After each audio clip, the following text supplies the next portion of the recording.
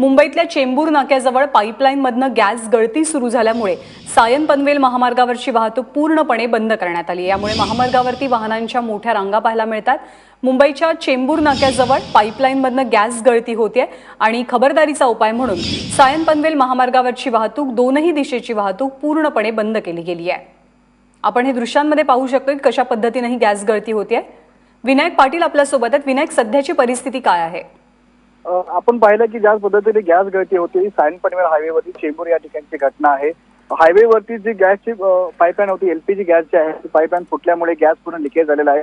सध्या तरी अजून गेले अर्धा तास झालं ही ट्रॅफिक आहे सायन पनवेल मार्गाची ती थांबवून ठेवण्यात आलेली आहे। जो मुंबईला जाणारे आणि मुंबईवरून नवी मुंबईला येणारी दोन्ही साईडची ट्रॅफिक आहे ते अर्ध्या तासापासून थांबवून ठेवण्यात आलेली आहे।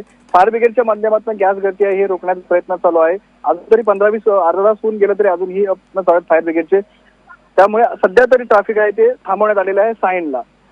विनायक, त्याचबरोबर ही गॅस गळती ज्या ठिकाणी होते त्याचा आसपासचा परिसर नेमका कसा आहे?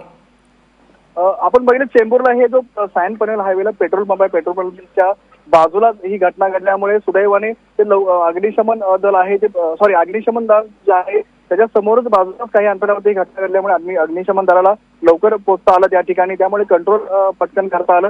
जे आजूबाजूला आहे आपण नागरी वस्ती सुद्धा आहे, कारण चेंबूर मधला जो मेन भाग आहे ते महत्वाचा टप्पा आपण मानला जातो त्याच ठिकाणी ही घटना घडलेली आहे। त्यामुळे अग्निशमन दलाच्या जवळच ही घटना घडल्यामुळे पटकन फायर ब्रिगेडच्या गाड्या तिथे पोहोचल्यामुळे त्वरित त्याला कंट्रोल करण्यामध्ये मदत झालेली आहे। विनायक, ताजे अपडेट जाणून घेत राहू। तुर्तास धन्यवाद या माहितीबद्दल।